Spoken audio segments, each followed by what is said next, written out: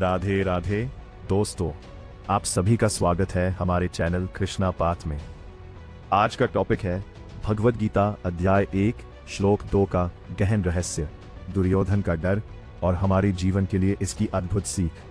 श्लोक है, दृष्ट्वा तु पांडवानीकम व्यूढ़म दुर्योधनस्तदा आचार्यमुपसंगम्य राजा वचनम अब्रवीत। अर्थात जब दुर्योधन ने युद्ध के लिए व्यवस्थित पांडव सेना को देखा, तब वह अपने गुरु द्रोणाचार्य के पास गया और उनसे बातें करने लगा। दोस्तों, यह श्लोक देखने में बहुत छोटा है, लेकिन इसके अंदर दुर्योधन के मन की पूरी स्थिति छिपी हुई है। महाभारत का युद्ध शुरू होने ही वाला था। दोनों ओर लाखों योद्धा खड़े थे, शंख बज चुके थे और युद्ध का वातावरण बन चुका था। ऐसे समय में जब दुर्योधन की नजर पांडवों की सेना पर पड़ती है, तो उसके मन में एक हलचल शुरू हो जाती है। अब सोचने वाली बात यह है कि दुर्योधन के पास किसी चीज की कमी नहीं थी। उसकी सेना पांडवों की सेना से बड़ी थी। उसके साथ भीष्म पितामह जैसे अजेय योद्धा थे, द्रोणाचार्य जैसे महान गुरु थे, कृपाचार्य, अश्वत्थामा और कर्ण जैसे महारथी उसके पक्ष में थे। फिर भी जैसे ही उसने पांडवों की सेना देखी, वह सीधे अपने गुरु के पास गया। आखिर क्यों?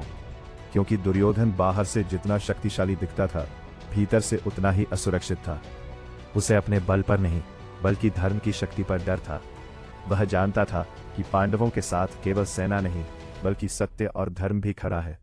और जब किसी के साथ धर्म होता है, तो उसकी शक्ति केवल संख्या से नहीं मापी जा सकती। दोस्तों, एक बात हमेशा याद रखिए, जब मनुष्य गलत रास्ते पर चलता है, तो उसका सबसे बड़ा दुश्मन बाहर नहीं, बल्कि उसका अपना मन बन जाता है। बाहर से वो कितना भी मजबूत दिखे, लेकिन भीतर कहीं ना कहीं भय उसे परेशान करता रहता है। दुर्योधन के साथ भी यही हो रहा था।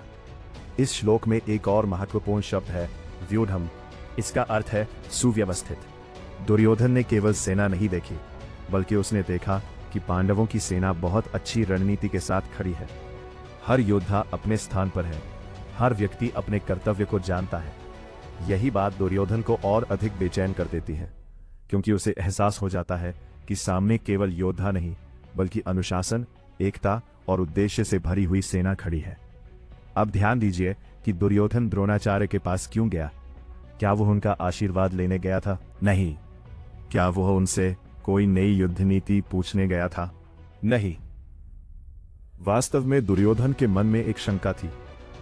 उसे लगता था कि द्रोणाचार्य के मन में पांडवों के लिए स्नेह हो सकता है। आखिर अर्जुन उनका प्रिय शिष्य था। इसलिए दुर्योधन बड़ी चतुराई से द्रोणाचार्य को याद दिलाने जाता है कि सामने खड़ी सेना का नेतृत्व धृष्टद्युम्न कर रहा है, जो कभी उनके ही शिष्य रहे थे। यहां हम दुर्योधन की राजनीति और मनोविज्ञान दोनों देख सकते हैं। वो सीधे कुछ नहीं कहता, लेकिन अपने शब्दों से द्रोणाचार्य के मन को प्रभावित करने का प्रयास करता है। दोस्तों, जीवन में भी ऐसा ही होता है। जब किसी व्यक्ति को अपने ऊपर भरोसा नहीं होता, तब वो दूसरों को प्रभावित करने, नियंत्रित करने या उनकी भावनाओं का उपयोग करने की कोशिश करता है। आत्मविश्वास की कमी अक्सर चतुराई और चालाकी के रूप में दिखाई देती है। अगर इस श्लोक को आध्यात्मिक दृष्टि से देखें, तो दुर्योधन हमारे भीतर के अहंकार का प्रतीक है, पांडव हमारे भीतर के सद्गुणों का प्रतीक है, और कुरुक्षेत्र हमारा मन है। जब हमारे भीतर सत्य, संयम, भक्ति और सकारात्मक विचार मजबूत होने लगते हैं, तब हमारा अहंकार घबराने लगता है। उसे लगता है कि उसका अस्तित्व खतरे में पड़ रहा है। ठीक वैसे ही जैसे दुर्योधन पांडवों की सेना देखकर घबरा गया था। आपने शायद अनुभव किया होगा कि जब हम कोई अच्छी आदत अपनाने की कोशिश करते हैं, जैसे जल्दी उठना, ध्यान करना, गीता पढ़ना या क्रोध पर नियंत्रण रखना, तो हमारा मन अनेक बहाने बनाने लगता है। यह हमारे भीतर का दुर्योधन है, जो परिवर्तन से डरता है। दुर्योधन का सबसे बड़ा दोष यह नहीं था कि वो शक्तिशाली था। उसका सबसे बड़ा दोष यह था कि वो अपनी गलतियों को स्वीकार नहीं करना चाहता था। वो सत्य को जानता था, लेकिन स्वीकार नहीं करता था। यही कारण है कि उसके पास सब कुछ होते हुए भी उसके मन में शांति नहीं थी। दोस्तों, इस श्लोक से हमें एक और महत्वपूर्ण सीख मिलती है। जीवन में केवल संसाधन होना पर्याप्त नहीं है। असली शक्ति धर्म, सत्य और आत्मविश्वास में होती है।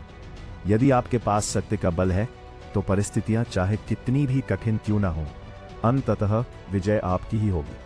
महाभारत का युद्ध शुरू होने से पहले ही दुर्योधन की मानसिक हार शुरू हो चुकी थी, क्योंकि जो व्यक्ति अपने मन के भय से हार जाता है, वो बाहरी युद्ध कभी नहीं जीत सकता। इसलिए गीता का ये दूसरा श्लोक हमें अपने भीतर झांकने की प्रेरणा देता है।